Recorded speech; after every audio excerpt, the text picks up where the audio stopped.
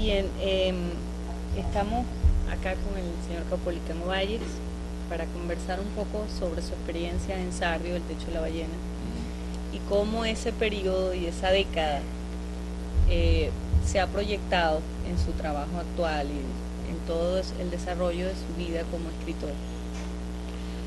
Mira, la verdad que el techo de la ballena marca una referencia a lo largo de lo que se podría llamar todo mi tiempo de escritura, mi tiempo de escritor, mi contemporaneidad y mi post-contemporaneidad, ¿no?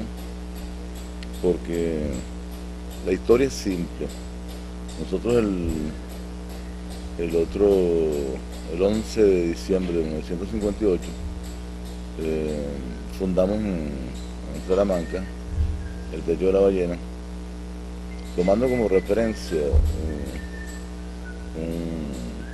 un libro de Borges. Techo de la Ballena significa cielo, ¿no? En lenguaje de los antiguos, creo que irlandeses, algo de eso por allá. Entonces estábamos tres trujillanos: Carlos Contramaestre, Alfonso Montilla y un estudiante de medicina, el cual lo llamamos el maestro, creo que el maestro Vergara o el viejo Vergara. Luego, bueno, luego estaba yo, y ese día nosotros leímos una obra de teatro que habíamos escrito entre Contramaestre y yo, y grabamos la obra y grabamos también unas canciones que habíamos hecho en esos días, entre las cuales quizá la más importante y la más trascendente es los pájaros, ¿no? Los pájaros fornican en la catedral. Eso era porque nosotros vivíamos ahí cerca de la iglesia de Santi Spirito. Y bueno, Salamanca es una especie como de un gran convento, ¿no? Y nosotros realmente vivíamos muy determinados, muy condicionados por el Salamanca histórico que se pierde en el tiempo. Éramos estudiantes de la universidad acababa de poco de cumplir 700 años, porque fue fundada en 1254, y nosotros estábamos en una transición y un paralelismo de vida política. En cierta forma éramos exilados políticos del régimen de Pérez Jiménez, éramos militantes de las organizaciones políticas de izquierda de ese momento, y habíamos descubierto el mundo de España. La dictadura de Franco, al lado de la dictadura de Pérez Jiménez, era algo así como paradisíaca, a pesar de de toda la historia siniestra, sangrienta y de terror de la dictadura de Franco. Entonces nosotros nos dedicamos a conocer fundamentalmente esa España, un tanto una vieja España, que todavía seguía siendo medieval, que era una España del siglo de oro, una España que no había entrado en la modernidad de la post-segunda guerra mundial, una España sin los elementos que caracterizaban, digamos, la vida en ese momento de América y de los Estados Unidos, sin electrodomésticos, sin carros, totalmente empobrecido. Y entonces nosotros cogimos la pista de hacer la investigación de la España un poco referida a la guerra civil, pero desde luego del lado de los republicanos y fundamentalmente de los poetas del año 27. Nosotros estábamos más cercanos, pongamos así, de los poetas del 27, de la rama de Salinas, de Rafael Alberti, Neruda, que participó con ellos en ese momento generacional, y desde luego con Lorca. que quizás era el que menos nos tocaba desde el punto de vista de la literatura, que nosotros ya estábamos realizando, estábamos haciendo, pero que desde el punto de vista humano era como el símbolo de la guerra civil. Entonces nosotros tuvimos la suerte de hacernos amigos de los gitanos, ¿no? Cuando nosotros llegamos a España se decía que Lorca era un gitano, un poeta gitano. Luego nosotros al poco tiempo nos dimos cuenta que no, que era un poeta que había asumido el mundo gitano, el mundo del cante, ¿no? Y que pertenecía a una familia muy honorable de Granada, etcétera. Pero esa persecución nuestra de la figura de Lorca nos permitió hacer amistades con los gitanos del grupo de Salamanca. Posteriormente yo me relacioné mucho con los gitanos de Asturias, y Contramaestre y Alfonso Montilla habían estado en relaciones con los gitanos de Sevilla, a los cuales yo después me vincularía mucho, pero muchos años después. De forma tal que nosotros ese diciembre del 58 marcamos una pauta generacional, en el sentido de que, por ejemplo, también había un grupo de nosotros que se encontraba en París. Entonces nosotros con este Techo de la Ballena, con esta obra de teatro, con estas canciones, marcamos una personalización del grupo de escritores, de jóvenes escritores que pertenecíamos fundamentalmente al grupo Sardio. Ya para esa época, Juan Liscano me había publicado a mí unos poemas en el Papel Literario Nacional, y la revista Sardio me había publicado un poema que yo había escrito en Salamanca, que aparece en el número 5-6 de la revista Sardio. Bien, el año siguiente, el 59, Contramaestre se graduó de médico, se vino a Venezuela. Yo me gradué de abogado al final del año, me vine a Venezuela, y a finales del año 60, Contramaestre, yo estaba preparando mi reválida y ejerciendo un poco la profesión de abogado en Caracas. Entonces me propuso que fundáramos una galería, ¿no? Y que le diéramos el nombre del Techo de la Ballena a esa galería, ¿no? Entonces, bueno, yo le dije que estaba de acuerdo, y eso significó que se monta el Techo de la Ballena en una casa, en el garaje de una casa de San Agustín, en marzo de 1961. Previo a eso, en el año 60, en la revista Sardio, ya habíamos llegado, creo, al número 8, que fue el último de Sardio. Se produce una división del grupo Sardio, ocasionado por la insurgencia de la Revolución Cubana, y entonces los fidelistas, los procastristas, ¿va? Y comenzamos ya a hablar a nombre del Techo de la Ballena. El primer libro del Techo de la Ballena sigue el año 61, la situación venezolana se confunde, se encabrita, se potencializa y se inicia la violencia de la década.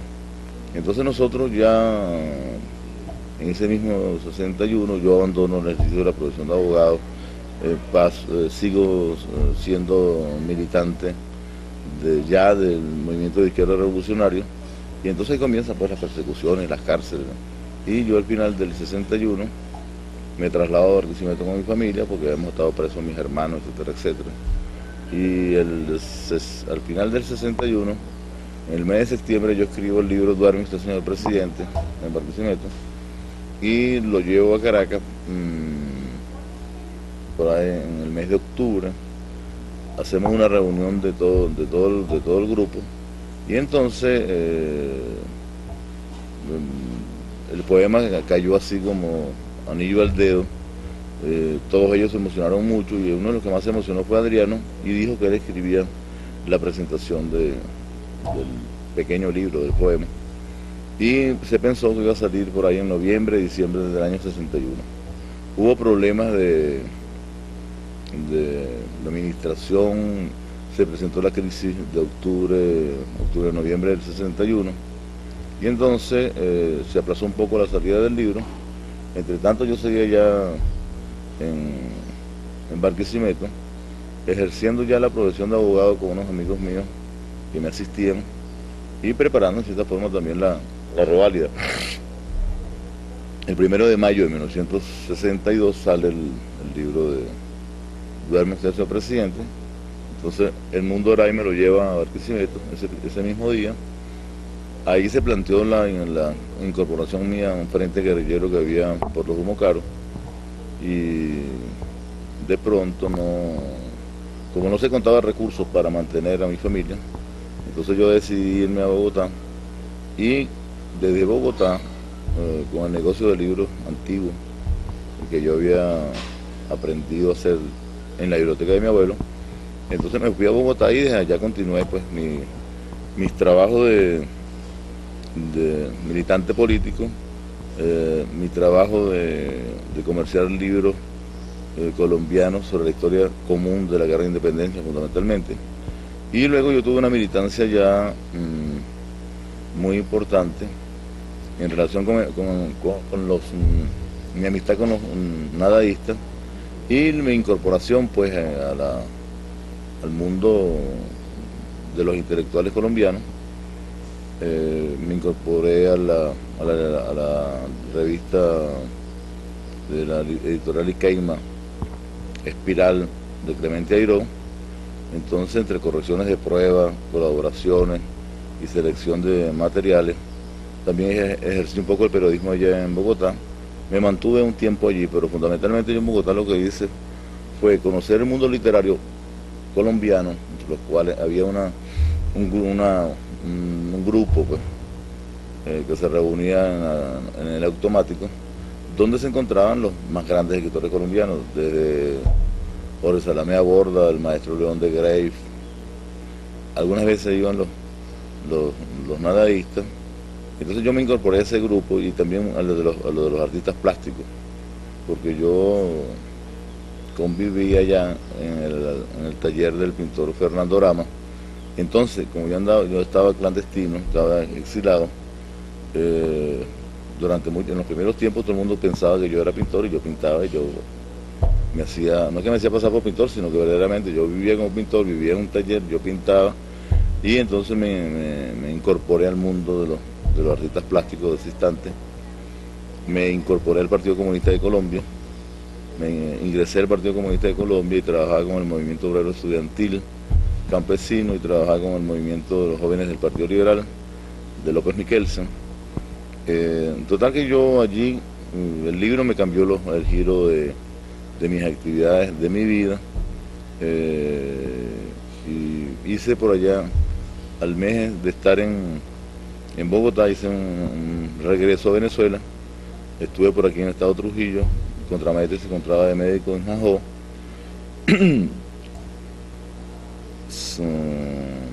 Adriano estaba preso en esos días porque había sido el prologuista del libro.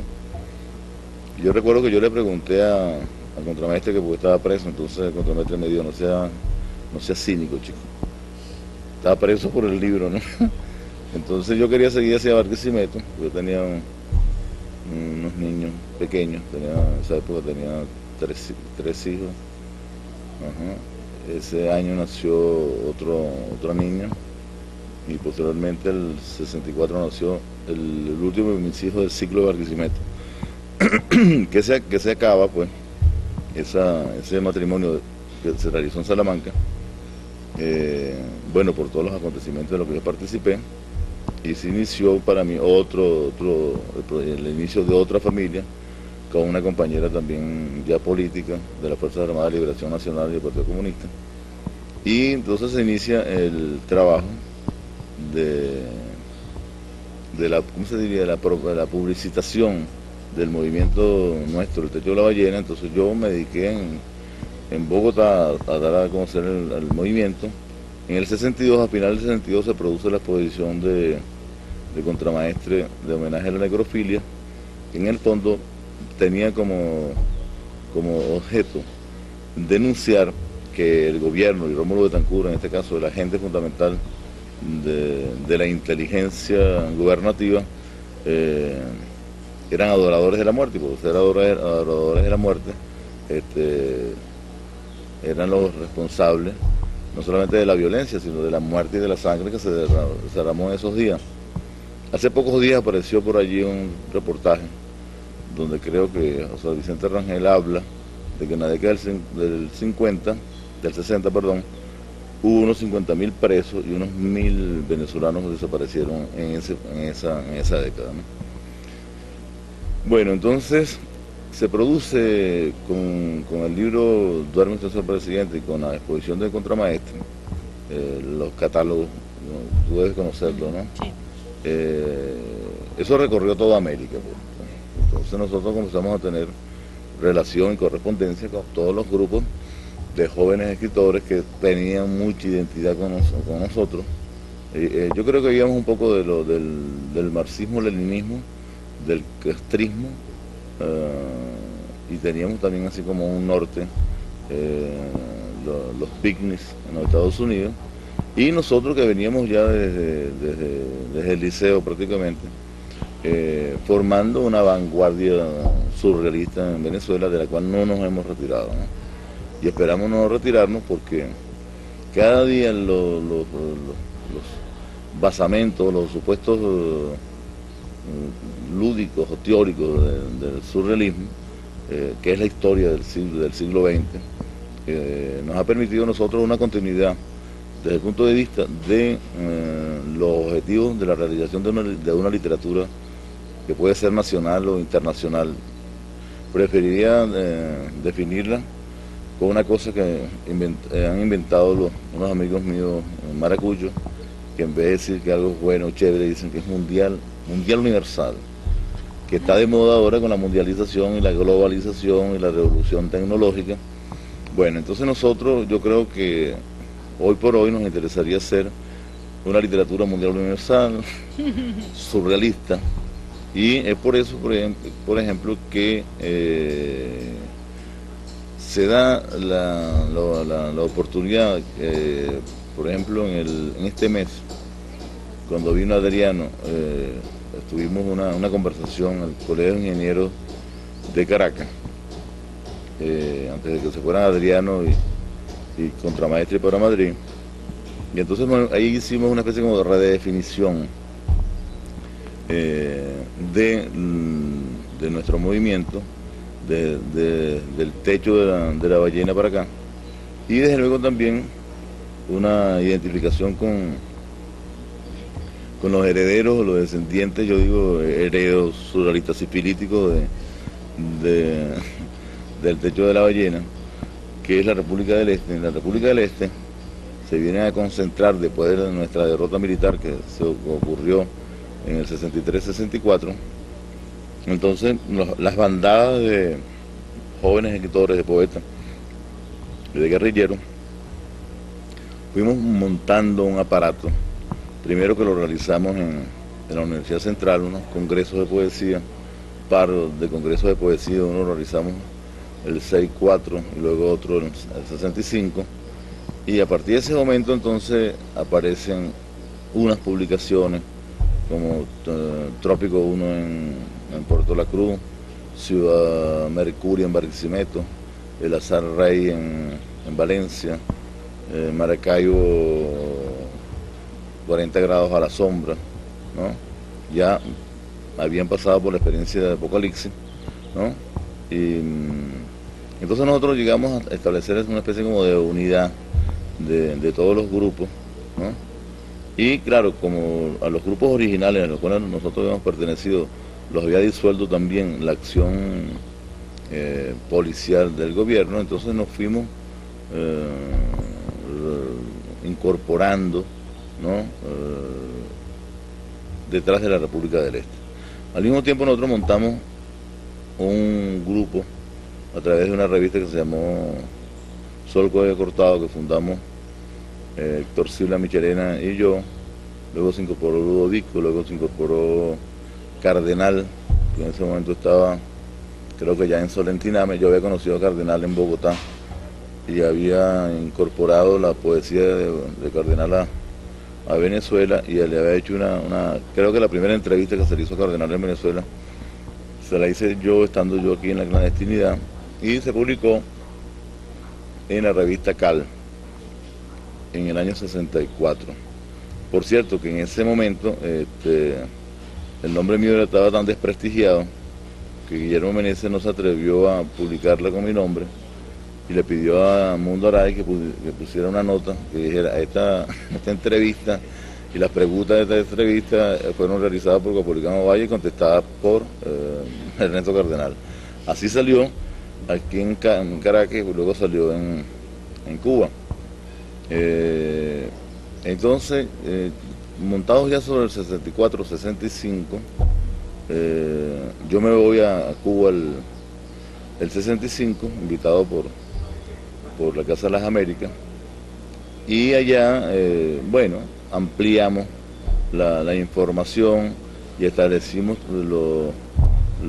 digamos, ¿cómo serían los pactos pues, de literatura en común con los escritores cubanos y desde luego con todos los escritores y artistas que ya tenían a la Cuba o a La Habana como una meca ideológica, ¿no?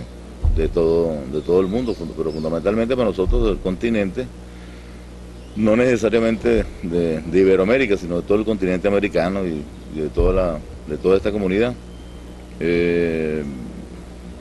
Después de Cuba yo me quedo dando vueltas por Europa, por el mundo árabe, por Mediterráneo, recorrí todos los países esos del Medio Oriente, del Próximo Oriente, y ya para esa época yo era un agente internacional de las guerrillas venezolanas y estuve como un par de años buscando la solidaridad internacional de los artistas, fundamentalmente plásticos, porque la solidaridad de los artistas, de los poetas, de los novelistas, la focalizábamos, para utilizar una palabra de la época, fundamentalmente a través de La Habana y de los grupos que estaban en París fundamentalmente.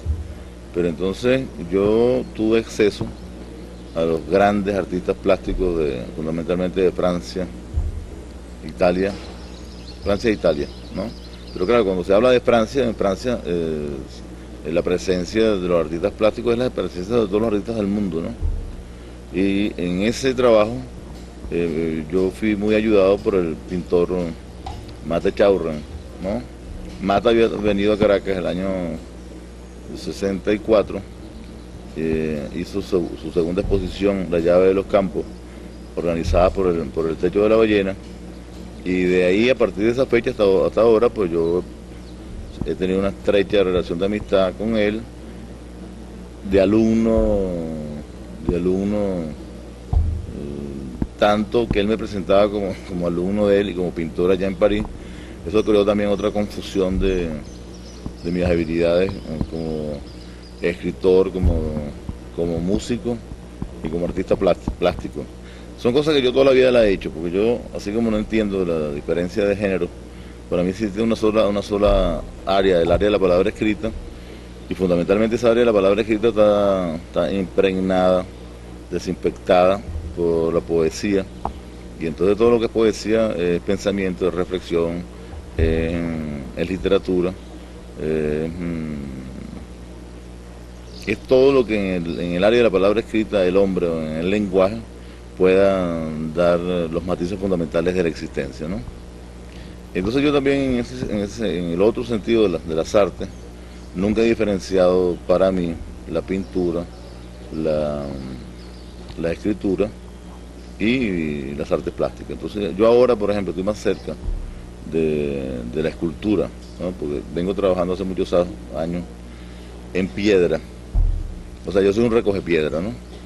Pero tengo, no sé, hay una cierta habilidad para las piedras que yo recojo, que siempre encuentro unos elementos que determinan que yo recojo una piedra porque existe una realidad allí que me pide a gritos que la encuentre, que la persiga y que la descubra, ¿no? Entonces en los últimos años yo me he dedicado a pasar mucho tiempo examinando las piedras que consigo por donde vaya. Y en los últimos tiempos entonces las he estado tratando con sistemas como escultura, las pinto, las dibujo, las lapilizo, ¿no? Y he tenido la suerte de conseguir, por ejemplo, hay piedras que se parecen mucho a algunos amigos míos, ¿no? Algunos artistas. Hay piedras, por ejemplo, yo tengo ya una piedra que es prácticamente la reducción a unos 10 centímetros de la famosa obra de Rodin sobre Balzac, que yo conozco tres copias de eso, una que está en el Museo Rodin, la que compró Miguel Otero Silva, que está en el Ateneo de Caracas, y otra que está en París, cerca donde vivía, por cierto, Mariano Otero, y la casa que tenían ellos allá en París, en Montparnasse. Yo estoy preparando una exposición que se llama Arte Diabólico es, ¿no? Donde yo voy a incorporar los trabajos que yo he hecho de pintura, de dibujo, y las famosas piedras y otros objetos, ¿no? Porque yo ya desde Salamanca, cuando la maestra y yo compartíamos el mismo apartamento, recién casados ambos, cada quien con su respectiva mujer, ¿no? Entonces yo aprovechaba en el taller de Carlos de hacer mis trabajos y mis pinturas y mis cosas. Yo las había iniciado desde niño cuando yo soy hijo de maestro de escuela. Entonces en la escuela de mi mamá en vacaciones o cuando iba algunas veces, ¿no? Pintaba, y entonces hay una cosa muy hermosa que los muchachos se llevaban la pintura, las cosas, los dibujos que yo hacía en esa época. Entonces en eso hay una continuidad. Esa continuidad me ha permitido a mí establecer a lo largo, ¿no?, de toda mi experiencia una cercanía con los artistas plásticos. Y claro, como yo en esa época, cuando yo andaba buscando recursos y solidaridad para las guerrillas, vivía de taller en taller, ¿no?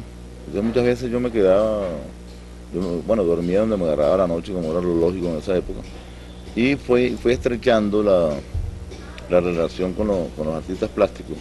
Y desde luego fundamentalmente con la gente ligada al surrealismo, a través de la Galería Dragón de París, que la dirigía en esa época la actual dueña de la Galería Minotauro de Caracas, Cecilia Ayala, y un francés que era en ese momento su esposo, que era el teórico, el lógico, examinador y el que escribía todos los catálogos y todas las presentaciones de los pintores. Ya para este momento, que yo vivo en París el 6667, ¿no? Entonces ya yo me incorporo ya al movimiento plástico surrealista europeo, pues. Y también me incorporo al movimiento de los pintores cinéticos. Entonces yo conviví con ellos, trabajé también con ellos, tuve mis proyectos. Y trabajé mucho, por ejemplo, con Rafael Franceschi, que viene de morir hace 2 años. Hay muchas obras que las hicimos en conjunto. Y luego con Mario Abreu, dibujamos ensambles juntos, ¿no? Y hay cosas curiosas. Hay una famosa exposición que él hizo en 1972, donde él incorporó una exposición que hizo en Pro Venezuela. Entonces él incorporó a esa exposición un cuadro mío firmado por él, ¿no? Entonces el sobrino de él, que es pintor también, Joseito Abreu, y los compañeros de Joseito le dijeron a Mario Abreu que ese era su camino, ¿no? el cuadro mío. Entonces Mario dijo, furioso pero con gracejo, ¿no? Otra vez me sacudió Caupolicán. Bueno, ¿cómo se dice? Esa corriente de participación mía con los artistas plásticos le da un sentido de continuidad, de expansión y de próximas búsquedas, ¿no?, a lo que ha sido la constante nuestra del techo de la ballena, ¿no? Entonces, nosotros nos hemos dado cuenta en los últimos años, nosotros oficialmente nos separamos el año 67, hicimos un congresillo ahí, y entonces publicamos, yo publiqué 3 libros con el techo de la ballena. Duerme usted, señor presidente, en uso de razón, de las ediciones tubulares, que están en Bogotá, y las publicaron aquí. Y luego elegí la muerte de mi padre Gotimocín Ovalle, alias El Globo. Ese fue el último libro que yo publiqué bajo el techo de la ballena, ¿no? Lo diagramamos el Mundo Ahora y yo, recuerdo. Y después tuvimos una vida independiente, pero esa vida independiente, no signada por el grupo, ha significado que, por ejemplo, si nosotros en el 67 cerramos, digamos, el grupo cerrado del techo de la ballena, después continuamos trabajando siempre de acuerdo bajo un mismo patrón ideológico y artístico y personal, ¿no? En los últimos años nos hemos dado cuenta que la identidad a lo largo del tiempo está actualizada por nuestra forma de escribir y por nuestra forma de plantear los problemas dentro del mundo de la literatura. Yo tengo un trabajo especial, ¿no? Y Contramaestre tiene un trabajo también especial de investigación. El mío se llama Literatura Marginal, que es la investigación en el área de la palabra escrita, de lo que se publicó no como literatura, sino que con el transcurso del tiempo se transforma, o uno lo transforma, o uno lo descubre como literatura. El nombre de literatura marginal se lo pusimos en la Escuela de Letras, una escuela renovada de letras, ¿no?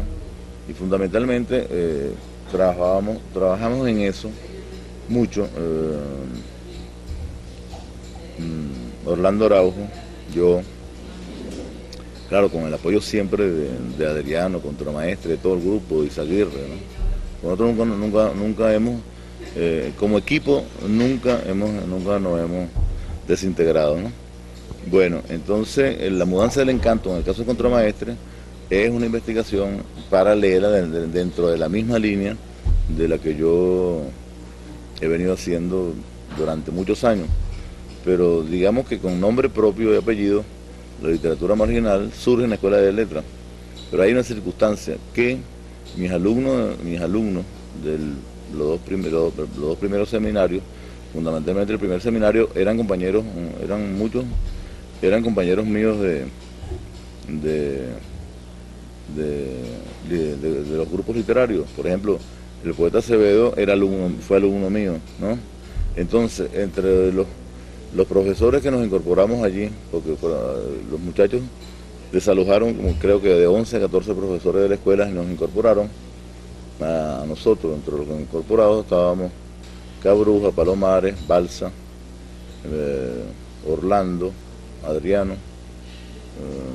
yo, ¿no? Y otro que no recuerdo ahorita. Pero la Escuela Renovada de Letras fue un grupo compacto, ¿no? Donde no existía diferencia ni de participación, ni de reflexión, ni de realización de literatura entre los profesores y los alumnos. Entonces de pronto Acevedo era alumno mío en literatura marginal, pero entonces él era profesor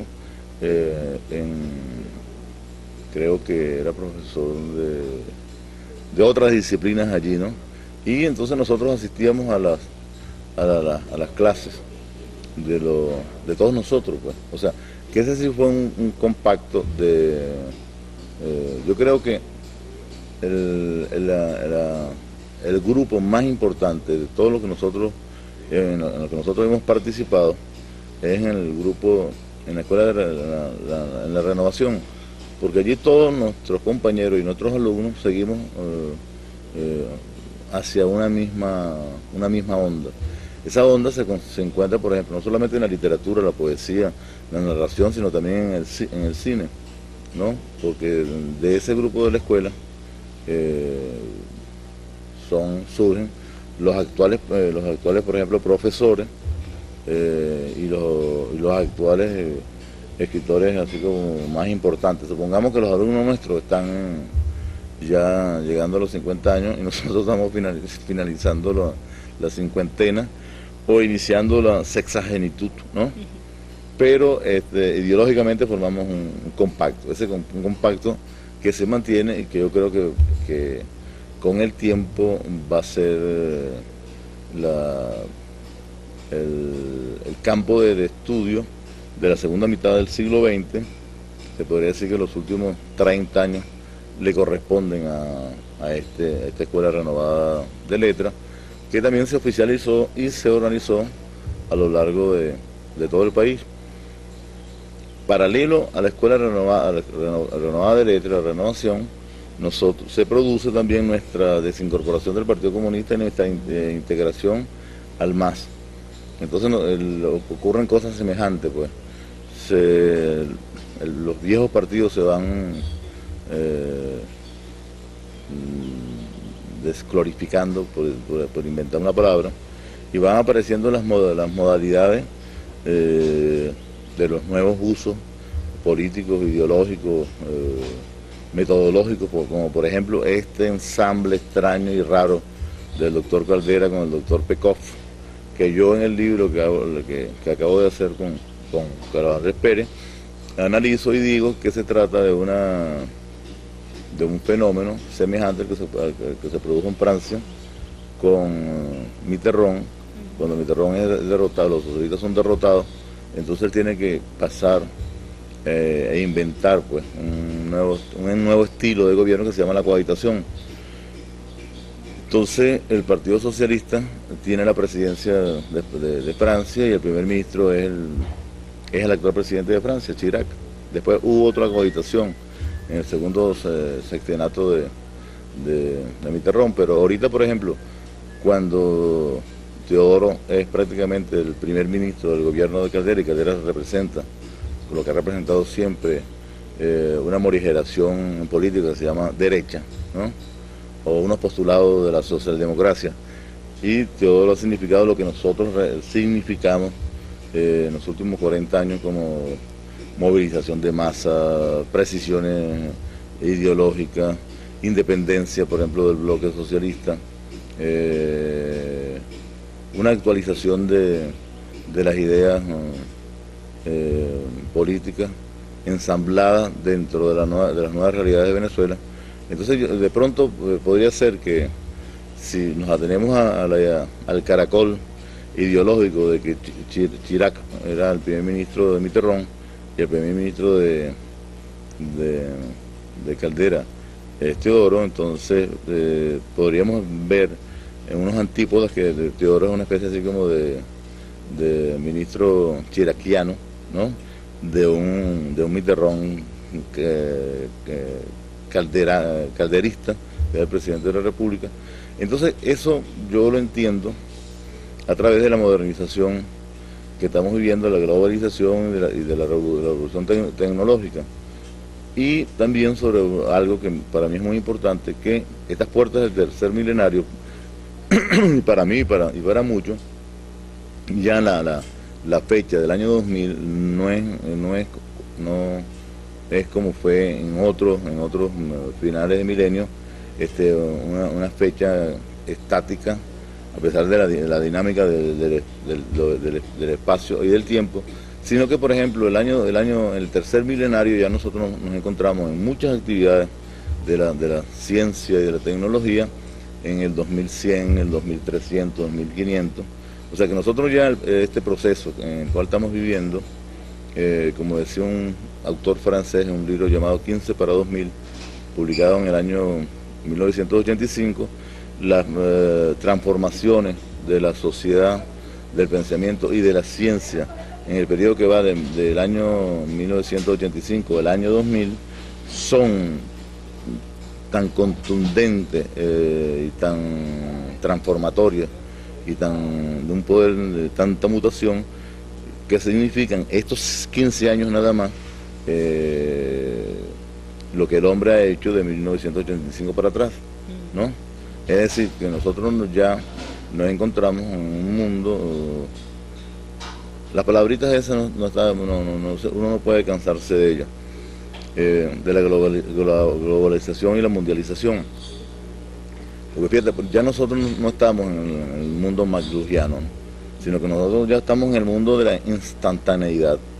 O sea, lo que ocurre en el mundo, esta conferencia, si fuera importante, el mundo lo conocería ahorita en este mismo instante, ¿no? Y lo que esté ocurriendo, o lo que acontece en el globo, instantáneamente es conocido por el hombre. Eso ya significa que las consideraciones sobre espacio y tiempo, ¿no? Tienen nuevas modalidades de interpretación. Entre ellas hay un gran escritor español que se llama José Luis San Pedro, el autor de una novela famosa, La sonrisa etrusca, pero que hay un libro que llegó a Venezuela hoy, este año, donde su compañera su secretaria, pues, le hace una entrevista sobre su pensamiento, sobre toda su obra, y entonces hay por allá algunas consideraciones que son importantísimas, como por ejemplo que el espacio es verificable, es mensurable, pero el tiempo no. Y entonces habla de la alternabilidad de los tiempos, de que existen varios tiempos, ¿no?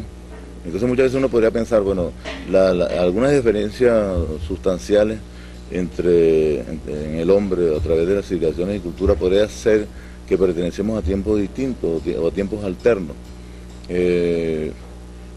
Esa finitud en materia de tiempo e infinitud en materia de espacio se plantea también ahora en términos de que el tiempo nuestro trata también, o el hombre trata, o tratamos a través de la revolución tecnológica, para no decir otra palabra, de que también en nuestro tiempo se haga viva la infinitud del espacio, ¿no?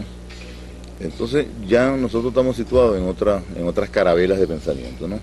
Ya las carabelitas no vienen por el mar, sino que las carabelitas nosotros las mandamos a nombre de la imaginación y a nombre del tiempo transfigurable de los medios, ¿no?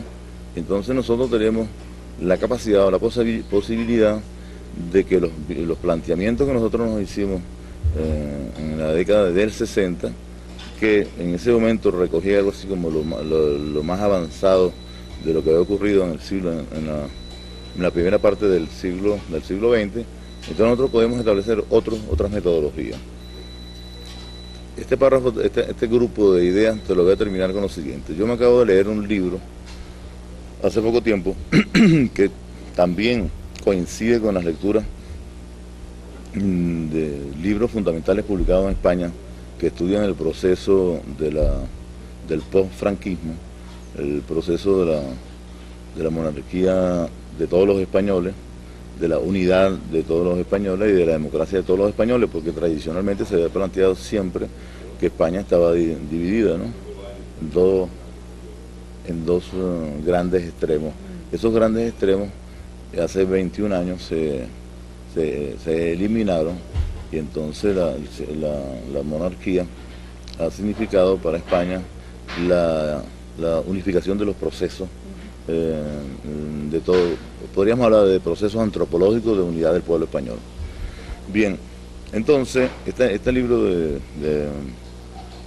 Metterlin me plantea a mí una nueva modalidad dentro del campo mío de mis investigaciones y de mis trabajos, pero que siempre están a plenitud con el pensamiento nuestro del techo de la ballena y de todos los grupos en los cuales nosotros hemos estado.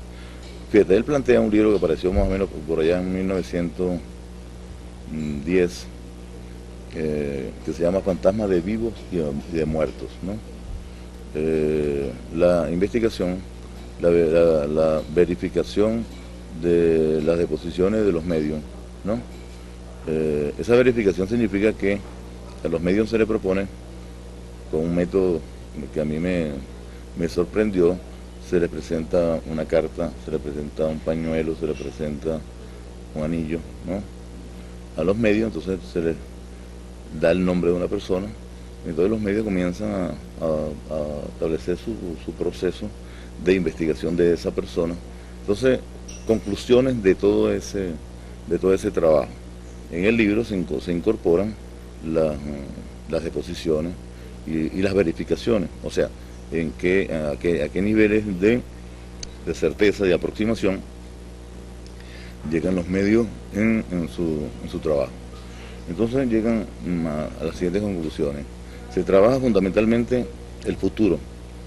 Entonces, el trabajo de los medios es como una previsión, una cercanía hacia el futuro del ser investigado, ¿no? Menos aparece el presente y menos el pasado. Pero en materia de futuro, entonces resulta que los medios pueden adelantar y precisar actos que se pueden realizar dentro de una semana, 20 años, un siglo, 1.000.000 de años. Entonces, se plantea también, por ejemplo, que si para X persona, ¿no? Dentro de 1.000.000 de años le va a ocurrir tal situación. Generalmente se trata de la muerte de las personas, ¿no? Se da por sentado que, por ejemplo, dentro de 1.000.000 de años puede que este mundo que tenemos ahorita haya dado unas vueltas y hayan aparecido otras Atlántidas y otras ciudades y otras civilizaciones y otras culturas, pero existe algo así como que los medios, la literatura esta de los medios, la radiografía de los medios, la palabra que se le quiera poner, es verificable, siempre se va a realizar, ¿no? Entonces Maeterlinck decía que este mundo de los desencarnados, el mundo de los espíritus, parecía estar regido por un Dios de poderes arbitrarios, un joven Dios, dice él, que por ejemplo que no acepta la cercanía o las solicitudes de los espíritus, por decirlo así,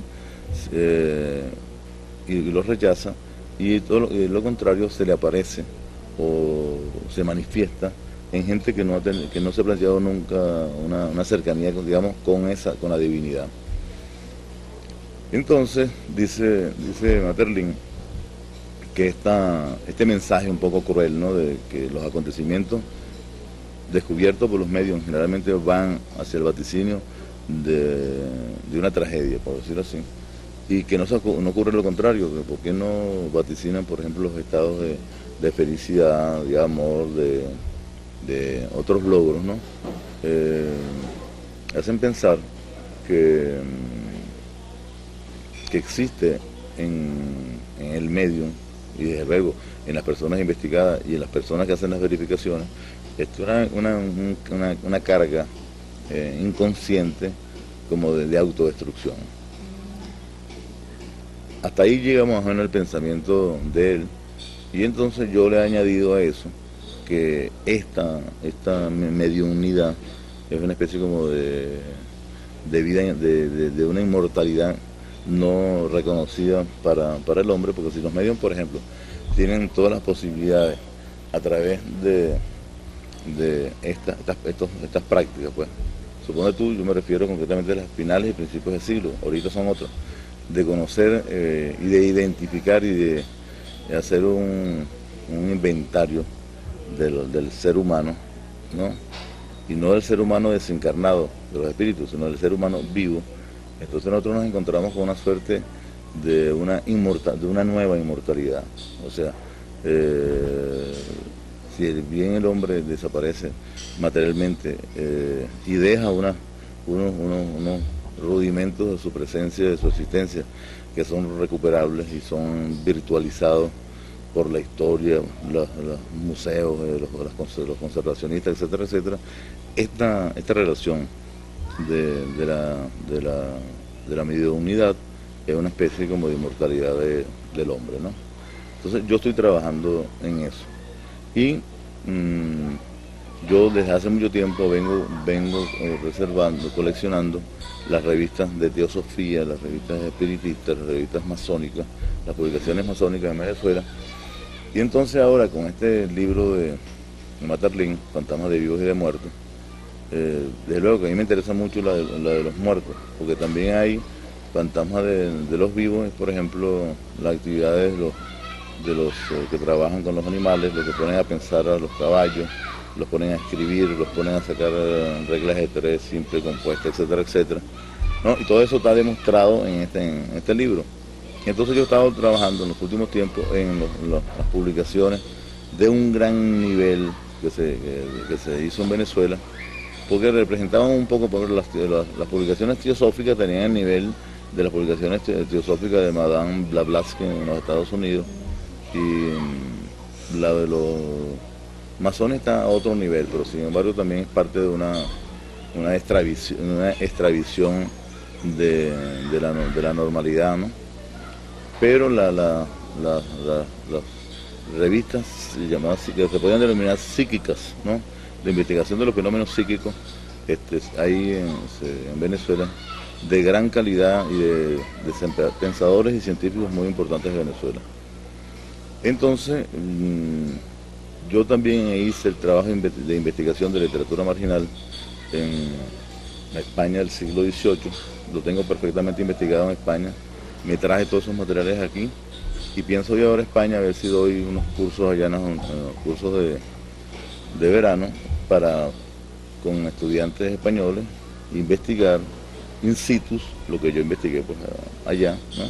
Pero ahora tendríamos estas modalidades de trabajo y ponderativos de investigación, pero siempre con la literatura. O sea que si yo te saco a ti, por ejemplo, del libro Fantasmas de vivos y muertes, las historias, ¿no?, que se incluyen en el libro, entonces yo te estoy presentando a ti un libro de literatura, de narrativa, puede ser del cuento breve, ¿no?, dentro de un área que es la de los espíritus. Ahora, yo hace 6 años, no sé, por un azar, vengo escribiendo un libro que se llama Yo le doy asma o hipo a los fantasmas, ¿me entiendes? Por eso es que la cosa me ha interesado tanto, y entonces ya yo estoy trabajando ahorita realmente en la literatura marginal de los espíritus, ¿no? Y coincidencialmente me anunciaron ahora en la Feria del Libro que el libro mío de la antología de literatura marginal lo van a reeditar ahora en este año, y yo voy a hacer una ampliación y posiblemente voy a hacer este planteamiento que te estoy diciendo. Entonces, para arriba y para abajo, ¿no?, la integración y desintegración, que es el libro más famoso de Vallenilla Lang para la interpretación de la vida, nuestra vida histórica política. Entonces ahora yo me la planteo así como la historia de la integración y desintegración de los espíritus. Y para terminar te voy a decir lo siguiente. Yo comencé a trabajar literatura marginal porque una vez descubrí por allá, estando en Bogotá, en la revista Mito, yo me leí un trabajo de Pedro Gómez Valderrama sobre el cuento breve en la obra de Borges. Cuando a Borges le llevaron eso, Borges se enloqueció porque nunca se imaginaba que sobre su literatura, ¿no?, pudiese montarse una especie como de subliteratura o superliteratura, ¿no?, que él nunca se la planteó. Entonces yo, desde en los últimos 34 años, todas las lecturas mías las he hecho teniendo como instrumento y como un metodológico ahí, un propedéutico, el sacar, ¿no?, o el resaltar. Siempre lo hacía pensando con un tiempo futuro, el cuento breve o la brevicidad en todos los libros que yo leo, ¿no? Entonces hace pocos días di una conferencia en la Ateneo de Caracas donde propuse que se haga una edición de la novela de Enrique Bernardo Núñez, ¿eh?, Uagua, poniendo en negrito la continuidad del cuento breve, ¿no?, o del cuento breve, puede ser, ¿no?, dentro de la novela, que es ese cuento breve que desarrolla Enrique Bernardo Núñez, que ya yo lo tengo realizado, pues, es el verdadero realizador de la novela. Entonces tú puedes prescindir de los personajes coloniales, de los antiguos y de los modernos, y el verdadero vector, ¿no?, del hecho narrativo pasa a ser estos elementos, esta fragmentación de la realidad y de la irrealidad, que en el caso de Enrique Bernardo Núñez es demostrable. Eso mismo se lo apliqué yo a Armas Alfonso. Entonces tú puedes prescindir, incluso la gran obsesión de Armas Alfonso fue una especie como de diccionario de la fauna, de la flora, de la naturaleza, con la presencia de toda su familia y de todos sus amigos y todas sus cosas. Entonces yo llegué a la conclusión de que tú puedes presentar como una especie de un gran fragmentario, que es lo que se ha localizado fundamentalmente de los grandes filósofos griegos, y de ese fragmentario es que se ha formado el pensamiento occidental. José Luis de San Pedro dice que posiblemente del mundo greco-latino nosotros podamos tener en funcionamiento unos 10 o 12 versos, ¿no? Entonces, eso también lo he estado yo trabajando, y se lo propuse a Rafael Cadena el otro día que nos entrevistaron en un programa antes de la Semana de la Poesía. Y entonces, como le iba a hablar sobre Acosta Bello, le dije, bueno, haz lo que nos propone José Luis de San Pedro. Coge 10 o 12 versos de Acosta Bello, y ahí con esos 10 o 12 versos tú demuestras que Acosta Bello fue, bueno, dentro de nuestra generación, desde luego siendo mayor, un gran poeta. Entonces después llegamos también a hacer un trabajo donde vamos a hacer una antología de los grandes versos venezolanos, ¿no? Entonces, por ejemplo, el ejemplo es lo siguiente. Si tú te vas al fondo de la obra Vicente Gervasio, la que generalmente golpea más es Venimos de la noche, desde la noche vamos, ¿no? Entonces, si tú haces apócope de eso, podrías decir a un público, ¿no?, de amantes de la poesía, venimos de la noche, por ejemplo, y no tienes necesidad de decir venimos de la noche y hacia la noche vamos, ¿no? Con Sánchez Peláez tú puedes decir, por ejemplo, las cartas de amor que yo escribí en mi infancia no fueron cartas de amor, sino vísceras de soledad. Entonces tú puedes proponer, por ejemplo, el mínimo, el vísceras de soledad. ¿Se sabe qué? Que las cartas de amor que yo escribí en mi infancia no son cartas de amor, sino vísceras de soledad. Entonces toda gran poesía es susceptible de que tú la reduzcas a una unidad magnética, mágica, ¿no?, que tenga la connotación de crear el cuerpo de todo hecho poético, ¿no? Generalmente los poetas que no logran una unidad de poesía, generalmente no escriben nunca un verso, pueden escribir cantidad de libros, ¿no?, pero no logran captar y hacerse presente en los demás, en los terceros, a través de un verso. Bueno, entonces yo te diría que el mundo es así como más sencillo, porque si tú agarras a Neruda, y tú de Neruda, para mí la que me ha estado presente toda mi vida en la poesía de Neruda, los marineros vienen y se van, ¿no? A veces, ese es como el bolerito, la canción, ¿no?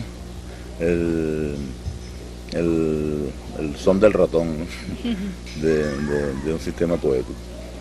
Entonces, fíjate, para terminar, nosotros estamos, ahorita en España se están haciendo unos libros, se van a publicar unos libros sobre el techo de la ballena. Ya somos así como materia, se han hecho varias tesis sobre el grupo, y lo importante es que nosotros entonces estamos ahora planteándonos una especie como de historia o una versión de nosotros, de lo que nosotros nos propusimos, de lo que nosotros hemos hecho y de lo que continuaremos haciendo, bueno, mientras vivamos nosotros, y seguramente la historia, la obra nuestra va a vivir más, porque aun cuando yo pienso ahora que con esto de la mediunidad, nosotros tenemos más garantías de vivir por esa vía, ¿no?, que por las otras vías conocidas hacia lo que llamaba inmortalidad.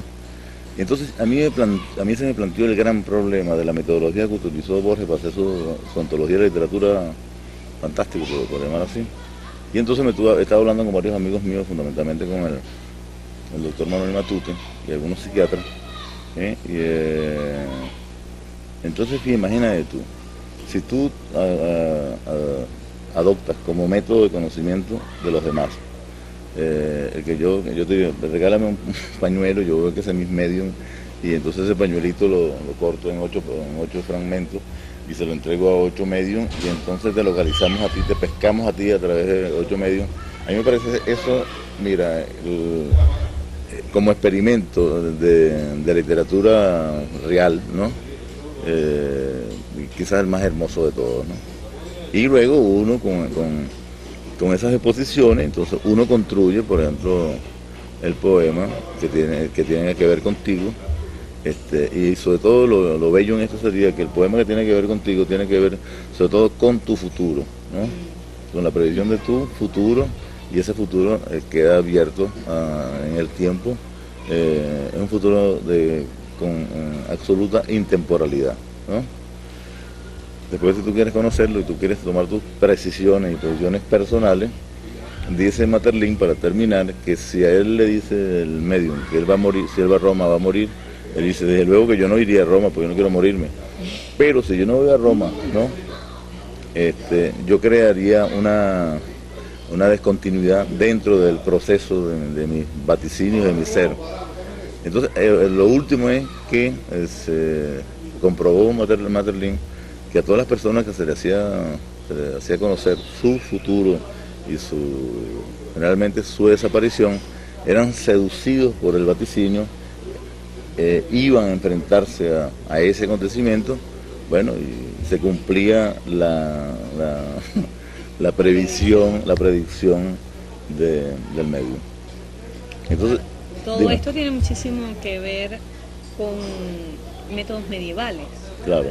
O sea, inclusive muchas de las búsquedas de ustedes en el techo son búsquedas que ya de alguna manera inquietaron al hombre medieval, ¿no? Es todo el ocultismo, la necrofilia, incluso la misma forma de escribir, por ejemplo, los manifiestos, algunos textos tienen como una especie de aura. ¿Tú has visto el primer libro, el libro Duerme, señor presidente? Sí. Las ilustraciones son Exacto, todas las ilustraciones son alquimistas. Alquimistas, Sí. La misma ilustración del techo de la ballena, Claro. o sea, la ballena, todos los dibujos. Esa relación entre, por ejemplo, la pintura y la escritura que siempre aparece en las ediciones del techo, entre malos modales, los venenos fieles. Sube para bajar, todos tienen dibujos. Y la arquetipia, por ejemplo, la ballena, eran ballenas imaginarias. Esas ballenas que nosotros utilizamos y sobre las que nosotros escribimos, eran imaginarias, no eran ballenas reales. Pues. Exacto, no es la ballena que conocemos en el mar. Que conocemos ahora mucho sobre Discovery Channel, todos los días están tirando ballenas para todas partes. Entonces es la ballena del imaginario medieval, que es este mundo de lo esotérico, de la palabra como la posibilidad o la alquimia. Entonces la palabra se convierte en el elemento alquímico por excelencia para la recreación de nuevos mundos, y hay una cosa que a mí me llama mucho la atención, hay una especie de anticipación. O sea, se habla un poco de que la vanguardia del 60, una especie de post-vanguardia en general, tiene una capacidad de anticipación. Y esa necesidad, al menos la necesidad de anticipación, parece que estuviera presente en los procedimientos textuales de los integrantes del techo de la ballena. Y esa necesidad del trabajo de la palabra, inclusive si uno persigue, ¿no?, la obra desde la década del 60 hasta el 90, son 3 décadas de escritura. Hay ciertos elementos que se van a mantener constantes, pero la búsqueda ha sido siempre ha ido como en ascenso, tratando como de ahondar muchísimo más en ese mundo alquímico de la palabra y la cantidad de fantasmas que hay. Nosotros hemos terminado como epistemólogos, ¿no? Hemos terminado como semiólogos, ¿no? Somos unos diccionaristas porque estamos metidos fundamentalmente en los grandes diccionarios. Y por ejemplo, cualquier colección de libros, le interesan a uno, los grandes anaqueles de papeles, le interesan a uno como para meterse allí y hacer investigaciones que uno previó, por ejemplo, en la década del 60, pero que no tenía esa seguridad, esa certeza, ¿no? Por ejemplo, el esquema mío, el arquetipo mío, lo descubrí yo el año 6-3, que decía así, hablando de Guayana. Allá hay un pájaro llamado el colibrí, un poco mayor que una mosca, que canta como el ruiseñor. Entonces yo escogí eso aparece en todos los libros míos. Ujú. Pero entonces yo me propuse encontrar eso en todo lo que yo leía, ¿no? Y entonces, bueno, lo logré.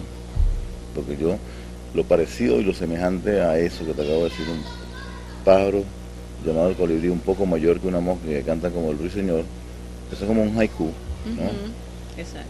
¿No? Entonces yo ese haiku he tratado, lo vengo buscando en los últimos 33 años. Que es una especie de concepción filosófica, Claro.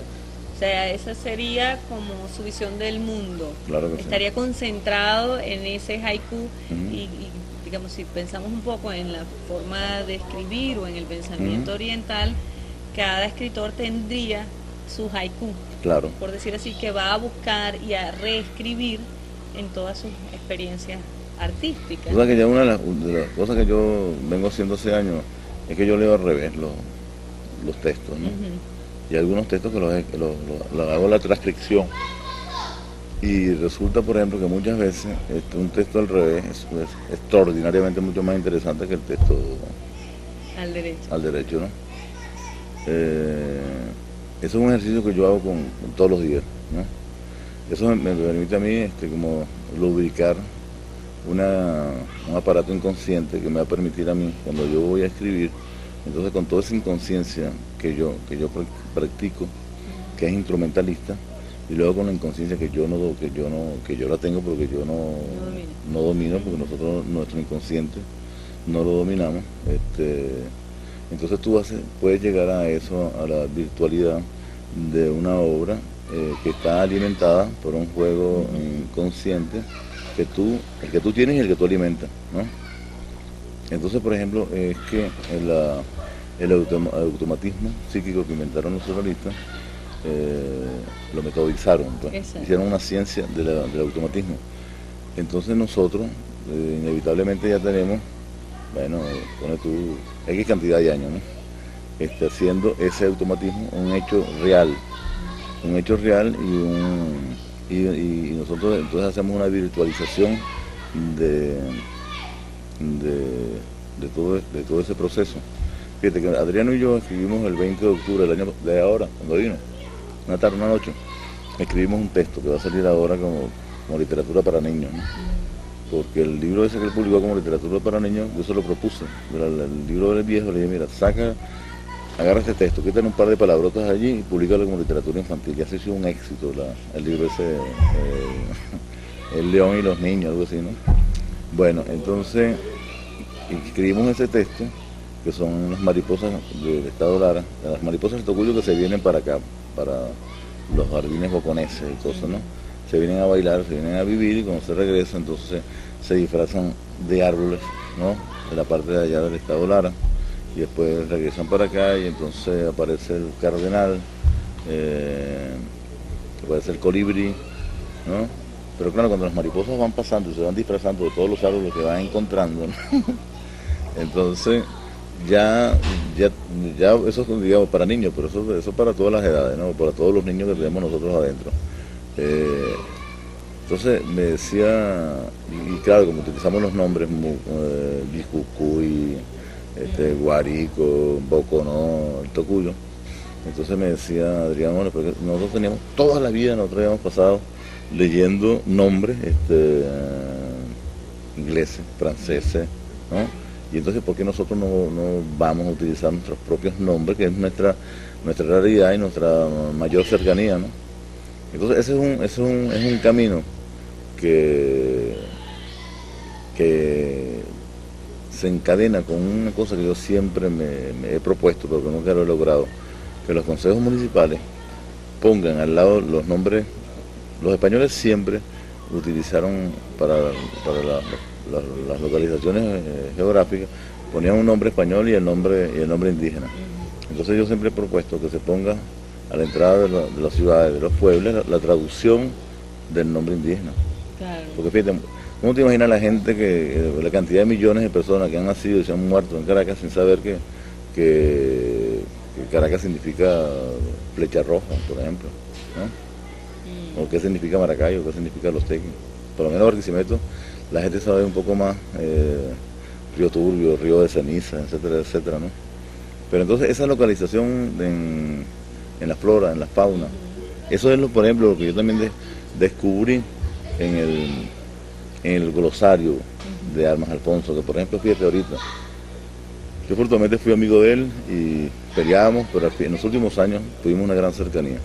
Entonces, por ejemplo, el glosario de Armas Alfonso para mí es más importante que el de García Márquez, que mismo el que inventó el norteamericano, donde vienen más o menos un poco todo y mi granja en Asturias, ¿no?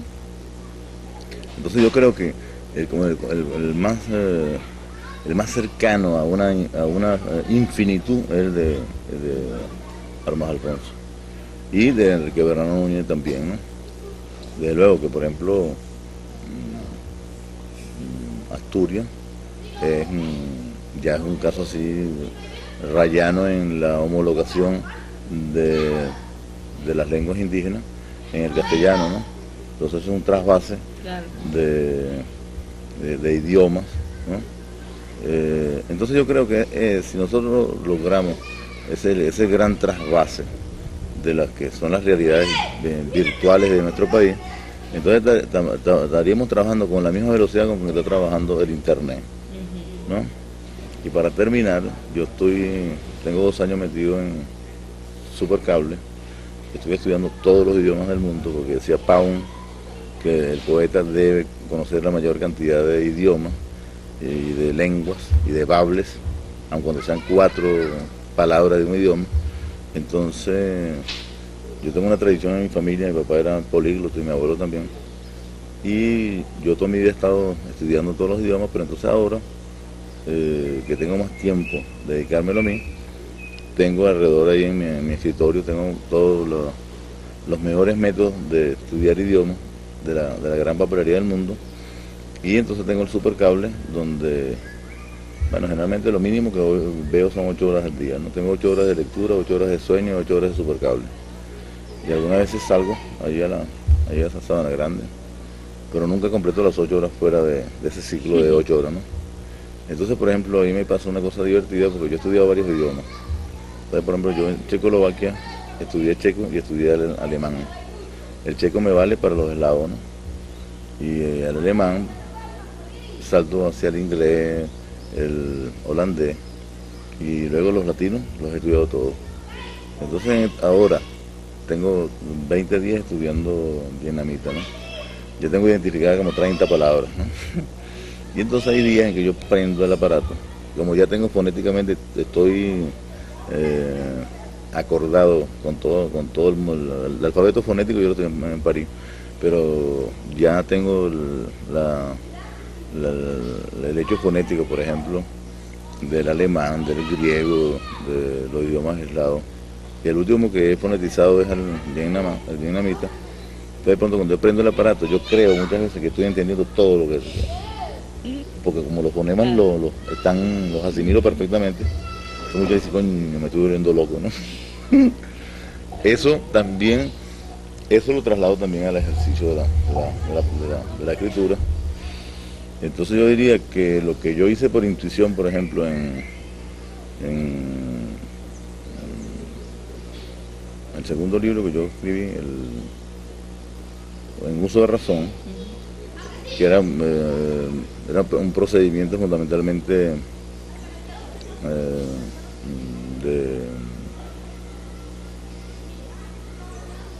procedimiento surrealista de llevar de los automatismos. Entonces ahora en mí ya el automatismo persiste el mismo automatismo, pero ya es un automatismo así como más virtualizado, como conocido, ¿no? Menos de intuición y más de precisión y de cercanía conceptuales, de conocimiento y de ritmos, ¿no? Entonces, los últimos tiempos estuve escribiendo así, ¿no? Que es prácticamente este mundo que te estoy hablando, ¿no? Por un lado los espíritus, por un lado el internet. Entonces, si uno llega al conocimiento de la realidad, ese que realizamos, que metemos nosotros a través de las mariposas y la flora ¿no? Y Las Palmas también. Es lo mismo que ocurre en el mundo ese de la revolución tecnológica. Entonces tú tienes que aplicar, tú tienes que regresar del internet hacia la realidad, ¿no? Internetizar la realidad, y la realidad, toda la realidad tuya, pues. Porque no podría ser que solamente uno va a estar metido en el aparatico allí de... No, tú tienes que agarrar el aparato, entonces tirarlo para acá. Y entonces vivir entre las dos grandes corrientes. Tú sabes que yo ahora duermo cuando no estoy viendo televisión, pero ahora, en los últimos tiempos, cuando tengo muchísimo sueño, entonces la veo prendida. Cuando me estoy cayendo de sueño, entonces pum, la veo prendida y entonces sigo ahí. Más o menos ese es el proceso. Está bien. Bueno, interesante.